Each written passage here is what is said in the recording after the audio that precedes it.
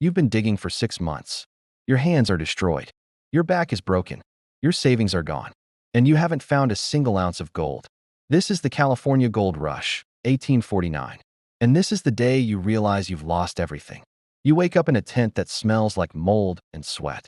It's dawn. The camp is already stirring. Men coughing, pans clanking, the sound of shovels hitting dirt, the same sound you've heard every single morning for half a year. You don't get up right away.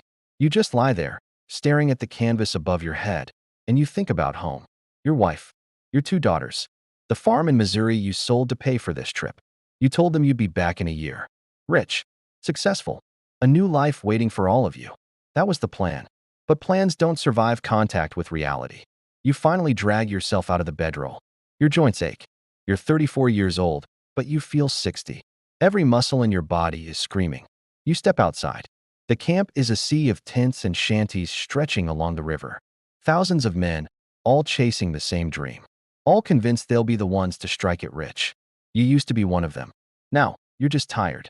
You head to your claim, a small section of riverbank you've been working since April. The ground is torn apart. Holes everywhere. Piles of gravel. Broken equipment. This patch of land has given you nothing. But you keep digging anyway, because what else are you going to do? You fill your pan with dirt and water. Swirl it. Watch the mud wash away. Nothing. Again. Nothing. Again. Nothing. A man upstream, someone you don't know, suddenly shouts. He's holding something up, laughing, dancing in the water. The men around him crowd in to see. Gold. He found gold. You watch him celebrate, and you feel nothing. Not jealousy. Not hope. Just emptiness. Because you've seen this before. A dozen times. Men finding a few flakes, thinking they've made it, only to realize it's not enough. It's never enough. The costs are too high. Food is $1 a pound. A shovel costs $10. A pair of boots? $20. The merchants are the ones getting rich, not the miners. You do the math in your head. Even if you found a few ounces today, it wouldn't cover what you've already spent. You're not just broke. You're in debt. By mid-afternoon, you stop digging. Not because you're done for the day. Because you're done. You sit on a rock and stare at the river. The water is brown from all the digging. Ruined. There are dead trees along the banks, stripped bare for firewood and lumber. The whole valley looks like a wound. A man walks past. Another miner, maybe 40 years old, beard down to his chest. He looks as exhausted as you feel. You giving up, he asks. You don't answer right away. I don't know, you finally say. Maybe. He nods. I gave up 2 weeks ago. Heading to Sacramento tomorrow. Gonna try to find work. Anything. Carpentry. Farm labor, I don't care. You think there's work there? He shrugs. Don't know. But there's nothing here. He walks away, and you sit there a little longer. You think about your wife's last letter. It arrived 3 weeks ago. She said the girls missed you. She said she prayed for you every night. She said she knew you'd come home soon. She still believes in you. You're not sure you believe in yourself anymore. You sell your claim. A new arrival, fresh off the trail, eyes full of hope, offers you $50 for it. It's a joke. You spent 10 times that to get here, to buy equipment, to survive this long. But you take it, because $50 is more than you'll ever pull out of that dirt. You shake his hand. You don't tell him the truth. You don't tell him he's buying a dream that doesn't exist. He'll figure it out on his own, just like you did. That night, you sit by the campfire with the few men you've gotten to know. Nobody talks much. A couple of them are leaving too. Heading to Oregon. Heading back east.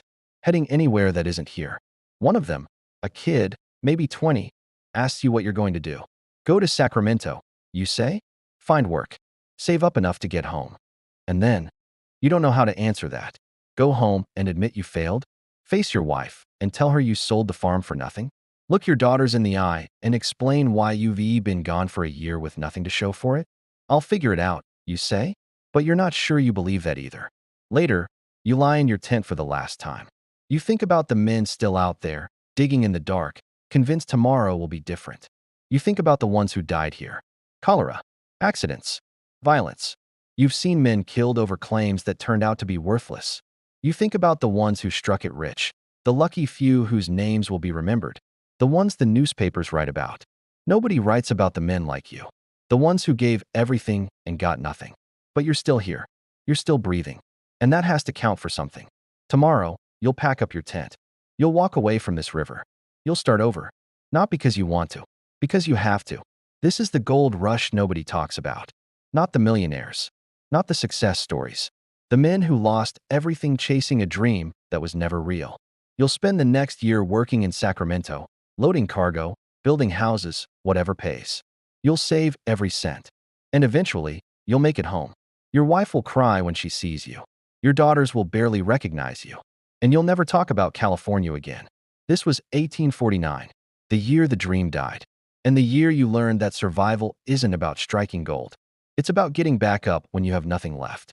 Old America Diaries, real life, real history, one state at a time.